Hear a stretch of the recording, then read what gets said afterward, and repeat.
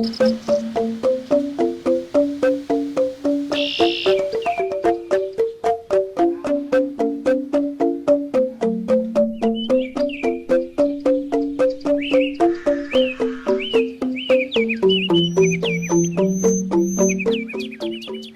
di Bali pada zaman dahulu dikenal sebagai tempat tinggal para bangsawan, yaitu mereka yang memiliki pertalian darah dengan raja.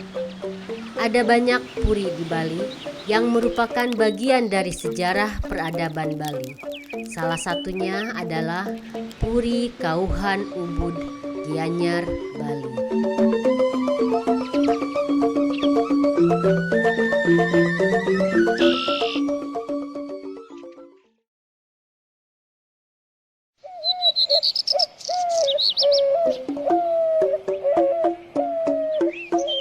Puri Kauhan Ubud merupakan salah satu kekayaan warisan budaya Bali yang terletak di jantung budaya Pulau Dewata. Sejak abad 19 telah menjadi bagian dari perjalanan sejarah Bali dan Indonesia.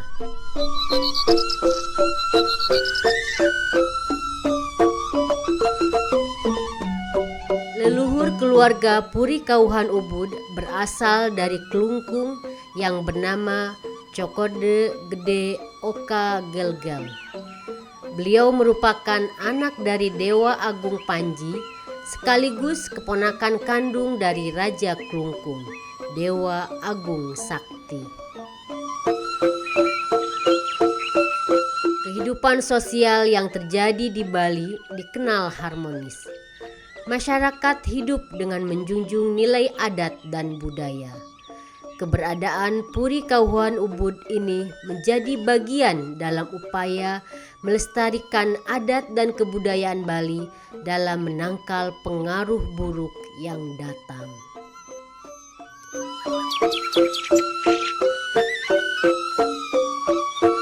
Orang luar Bali banyak yang menganggap keberadaan Puri dipahami sebagai tempat tinggalnya para bangsawan dan memiliki jarak dengan status sosialnya dengan masyarakat. Faktanya tidak demikian. Puri adalah bagian dari tata laksana adat yang sampai saat ini dijunjung tinggi oleh masyarakat Bali. Puri dan para agamawan di Bali menjadi otoritas yang membimbing masyarakat sekitarnya.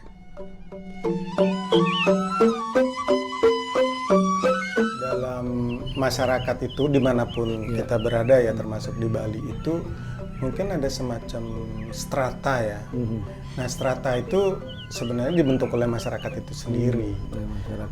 Dasarnya itu adalah kalau menurut saya ya, interest daripada ataupun keinginan daripada masing-masing individu untuk menyumbangsihkan kemampuannya di bidang apa di masyarakat itu. Jadi ada yang memang mungkin ke spiritualitas, ada yang memang mungkin ke mengkoordinasikan masyarakat gitu kan. Ada yang mungkin lebih aktif di bidang perdagangan dan usaha gitu. Terus ada yang memang mungkin lebih fokus melakukan pekerjaan yang sesuai dengan profesinya, apapun itu. Nah, itu dasarnya. Cuman kemudian hari masyarakat kita ini, kalau khususnya di Bali itu diatur oleh pemerintahan atau kerajaan pada saat itu, diberikan gelar, diberikan sesuatu sehingga menjadi turun-temurun gitu, yang belum tentu sesuai sekarang dengan zaman ini. Zaman sekarang.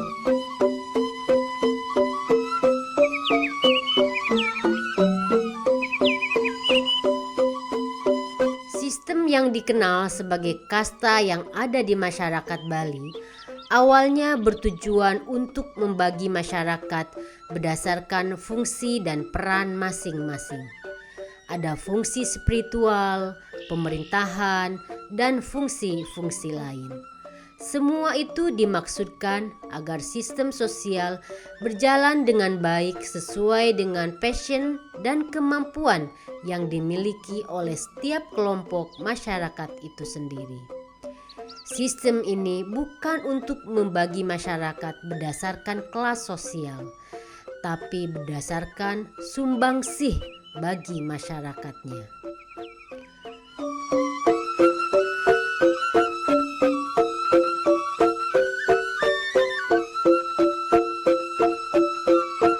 Tapi intinya bahwa kita itu bermasyarakat itu kan ada dimanapun juga itu ada semacam ya sebagai komunitas itu pasti ada hak dan kewajiban.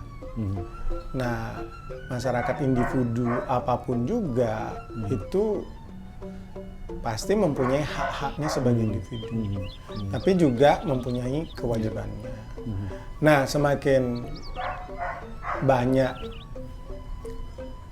kewajiban itu dilakukan, semakin banyak juga hak yang akan didapatkan. Nah, yang menilai itu siapa? Ya masyarakat itu sendiri. Nah, misalnya sumbangsih kalau di Jawa mungkin di pesantren ya itu terhadap perkembangan edukasi masyarakat itu dan fungsi sosialnya kan sangat tinggi sekali. Gitu. Nah, kalau di Bali itu digarap oleh beberapa gitu. Ada yang bagian spiritualitas di keagamaan juga melakukan hal yang sama, tapi juga bagian orang yang fungsinya sekarang ini mungkin agak beda ya, nggak lagi di pemerintahan, tapi juga mungkin membantu untuk memikirkan problem-problem yang ada di masyarakat dan membantu untuk memecahkan, baik secara formal melalui pemerintahan atau legislatif ataupun lewat LSM, tapi itu tujuannya sama, yaitu membantu untuk menghadapi proses perubahan kan.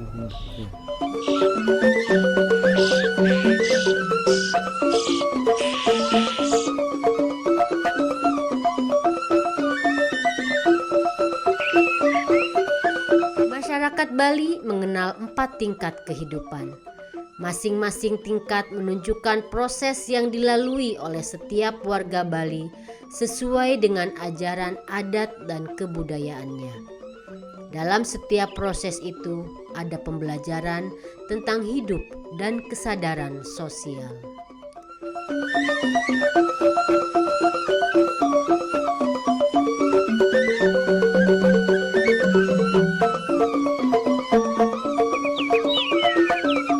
Nah, di Bali sendiri kan kita kita itu ada semacam guidance ya, ada tahapan dalam kehidupan kita. Dalam tahap awal itu kita kan namanya Brahmacari ya. Brahmacari itu proses kita belajar, belajar mengambil sebanyak-banyaknya ilmu, terus kemudian meraih apapun cita-cita kita, apapun yang kita akan. Nah, tapi juga ada proses yang kemudian namanya Grahasta, di mana kita itu bukan saja bertanggung jawab sama belajar ke selanjutnya sebenarnya. Belajar soal mengelola diri sendiri dengan hubungannya dengan orang lain dan lingkungan kita. Nah, misalnya kita punya istri, punya anak, kita belajar untuk bagaimana berelasi sama istri dan anak, terus juga kemudian menjadi bagian daripada masyarakat. Nah, itu di komunitas. Nah, kita namanya membanjar pada saat itu. Membanjar itu kita terlisting sebagai anggota daripada banjar. Nah, di sana kita mengetahui sebenarnya kewajiban saya sebagai anggota itu apa gitu. Kewajiban saya sebagai suami itu apa, istri itu apa, sebagai ayah itu bagaimana gitu. Itu zamannya Grahasta namanya. Dan kewajiban saya sebagai anggota keluarga yang lebih luas apa gitu. Tapi hak-hak saya apa gitu kan. Di sana kita belajar mengetahui diri kita sendiri dan kewajiban. Nah,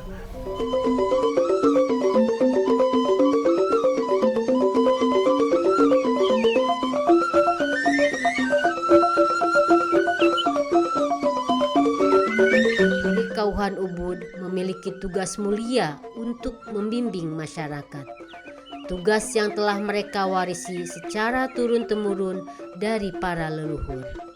Salah satunya adalah menyelaraskan pemahaman masyarakat terhadap tingkat kehidupan yang dilalui dan memastikan nilai-nilai adat tetap lestari dalam kehidupan sehari-hari.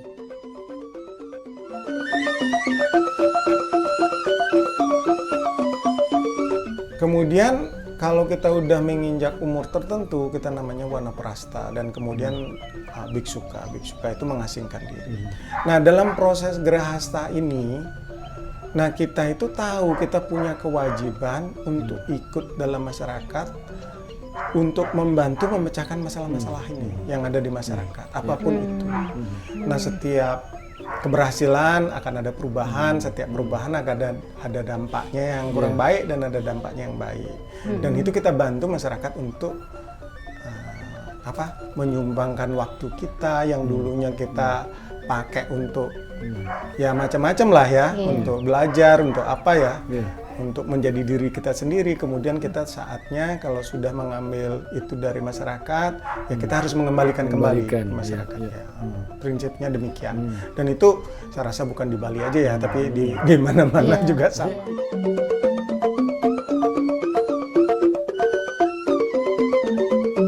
Salah satu upaya untuk melestarikan adat dan kondisi alam adalah upaya penanaman 15.000 pohon di daerah Kintamani.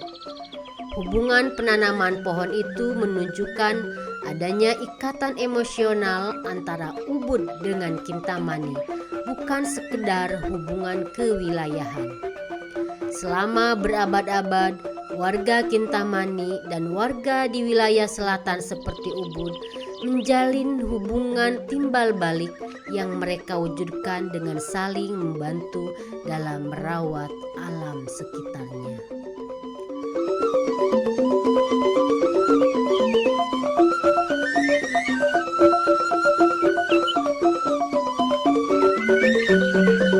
Kalau soal teritori sih enggak ya. Tidak ada kan ya. Tapi kalau hubungan emosional sih dari dulu ya, karena kita merasa berutang sama Kintamani. orang.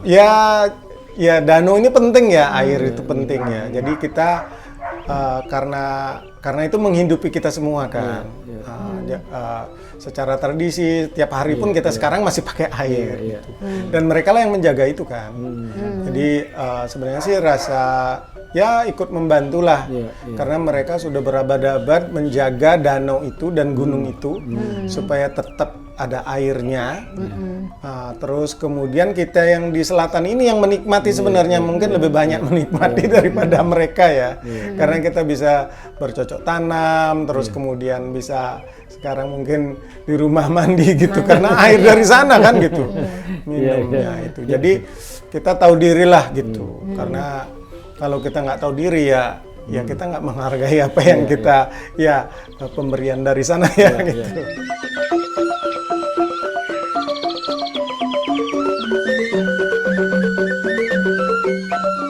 Air yang ada di Danau Batur adalah anugerah bagi masyarakat Bali, terutama di daerah selatan seperti Ubud. Karena posisi Ubud dan daerah selatan lainnya lebih rendah dari Danau Batur di Kintamani. Orang-orang yang ada di daerah Kintamani telah menjaga danau selama ratusan tahun. Oleh sebab itu, orang-orang yang ada di Ubud membalas mereka yang ada di Kintamani dengan cara menanam pohon supaya alamnya tetap terjaga.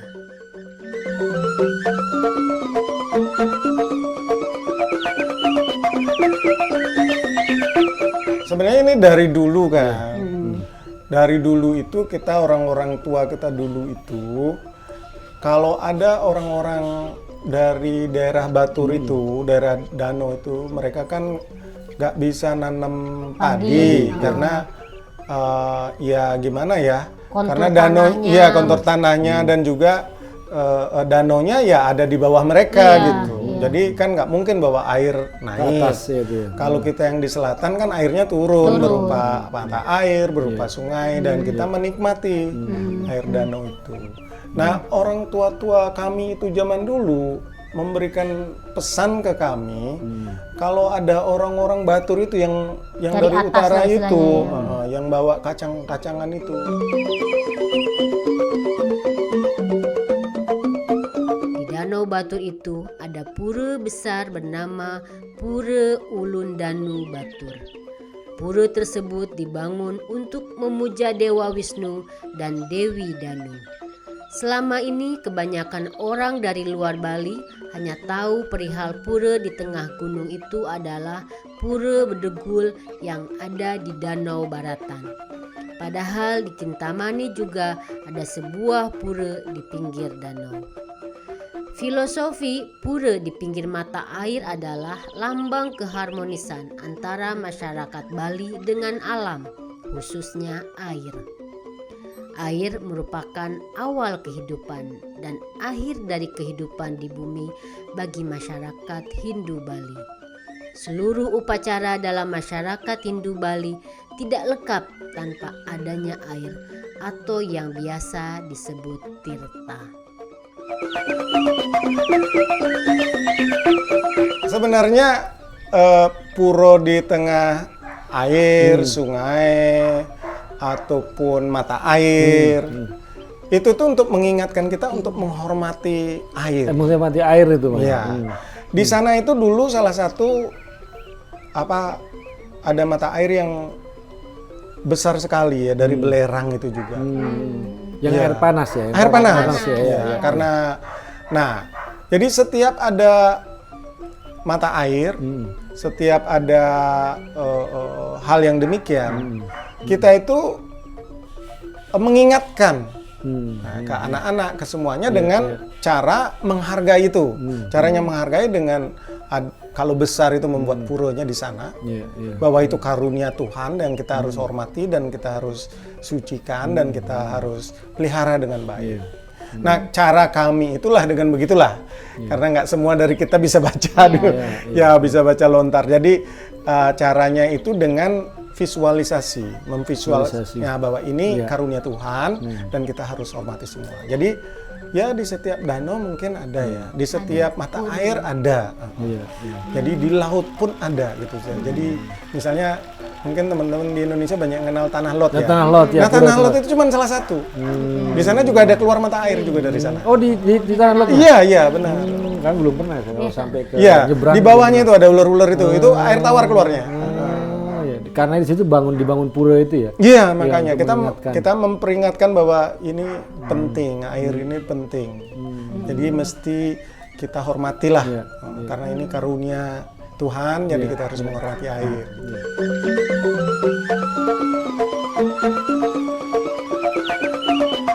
Puri Kauhan Ubud menjaga memori sosial terhadap hubungan antara orang hulu dengan hilir, yang ada di wilayah atas dengan yang ada di wilayah bawah.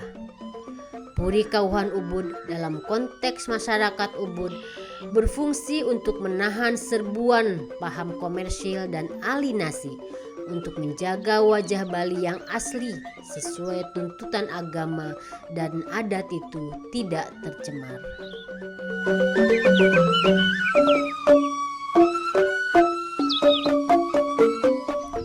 Pariwisata itu kan juga membawa budaya luar ya. Ya. Nah, sekarang bukan pariwisata aja kan, digitalisasi juga membuat budaya kita itu ya kalau bisa dibilang juga terdesak gitu ya. Nah, tapi kita kan juga ada cara tertentu yang sifatnya mungkin nggak frontal ya, tapi bergerilya begitu untuk menjaga identitas kita. Nah, ini identitas itu bukan dari pengertian yang negatif ya, tapi pengertian yang positif. Identitas kan sebenarnya netral saja. Cuman kalau dipakai ke hal yang negatif kan juga nggak bagus. Nah, jadi identitas itu penting sebagai jati diri dan Tuhan juga kan menciptakan manusia beda-beda. Berbeda-beda, itu identitas yang Nah, masing-masing. secara internasional kita juga perbedaan itu penting ya. Penting, Kita ya, juga betul. mempunyai identitas sendiri, mempunyai karakter kita sendiri karena kita tumbuh di tempat sendiri. Nggak mungkin kita mengcopy paste semua identitas yang ada di dunia. Malahan ya seperti gimana ya. Nah, kita juga harus menjaga itu.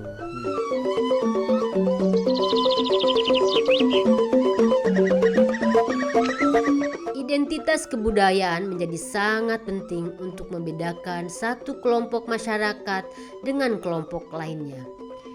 Identitas itu tidak untuk memisahkan, tapi sebagai bagian dari keindahan yang ada di dunia.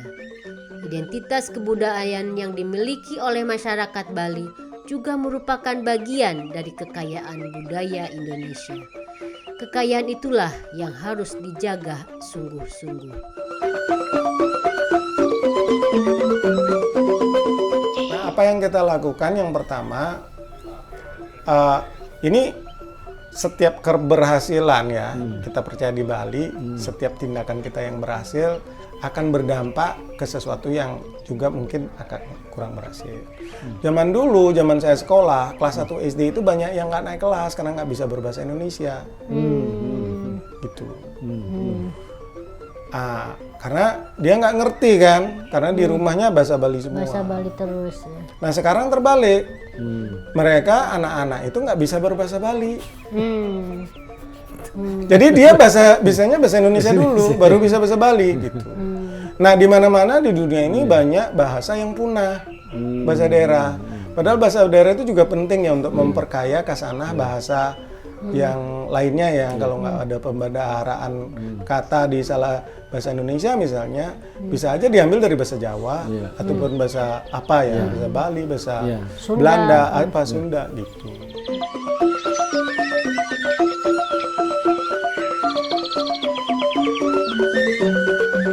Bahasa menunjukkan bangsa. Kalimat itu menjadi sangat penting di tengah ketercerabutan identitas kebangsaan. Bali yang menjadi destinasi wisata internasional sejak lama telah bergelut dengan persoalan itu. Segenap pihak terus berupaya agar generasi penerus tak lupa jati dirinya. Nah, penting kita itu memelihara bahasa kita sendiri dan itulah yang kami lakukan tahun lalu. Bahwa bahasa itu penting karena bahasa bukan saja soal bahasa mengucapkan, tapi juga cara kita berpikir. Kebanyakan orang miskomunikasi itu bukan karena kemampuan dia berbahasa, tapi caranya berpikir itu nggak bisa diekspresikan dengan baik. Gitu. Salah paham itu juga terjadi karena itu, gitu. Bukan karena kemampuan bahasa gitu. Nah jadi berbahasa itu penting untuk tetap membentuk cara berpikir juga. Ya. Jadi misalnya kalau di Bali ada etika, kan ada seperti di Jawa ada kalau di Bali istilahnya sorsinggi. Sorsinggi itu ada level bahasa. Oh, strata itu. Strata bahasa. Bahasa ya. Nah itu penting karena kalau kita ngomong sama orang yang kita nggak tahu, kita harus memakai bahasa yang halus.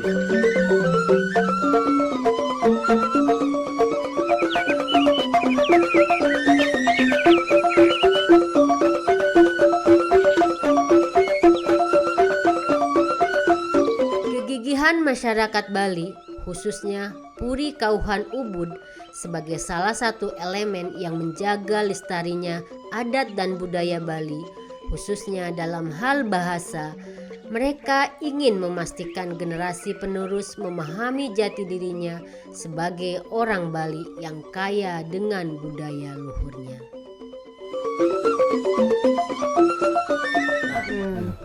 Itu di Bali itu dipelihara untuk apa? Untuk menjaga jarak tertentu terhadap orang yang itu, untuk intensi kemauan kita yang baik, bahwa kita itu berbahasa yang baik dengan mereka, sehingga mereka saling ada hormat menghormati satu sama lain. Gitu. Mungkin itu konteks di psikologisnya ya. Gitu. Nah kalau kita nggak ngerti bahasanya, di sini bisa jadi persoalan salah pahaman kan? Kok kasar sekali ngomongnya sama saya gitu. Justru kalau di Bali itu orang ngomong kasar satu sama lain karena keakraban. Kalau nggak akrab kita harus ngomongnya Iya, halus. Iya. Iya, ada ininya. mungkin sama juga ya di Jawa kali ya. Jawa juga sama ya. Kebudayaan terus mengalami perubahan. Tantangan asimilasi dari kebudayaan lain terus datang. Kebudayaan populer dari mancanegara menyeret generasi penerus dalam pusaran yang membuat mereka lena terhadap jati dirinya. Puri Kauhan Ubud adalah salah satu tonggak yang berdiri bersama masyarakat Bali untuk mempertahankan kekayaan budaya mereka. Menjadi Bali yang sebenarnya, menjadi Indonesia dengan penuh bangga.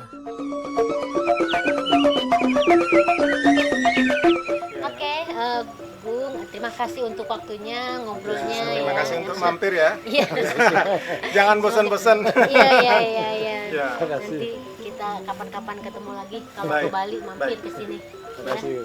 Ya. Mari. Ya.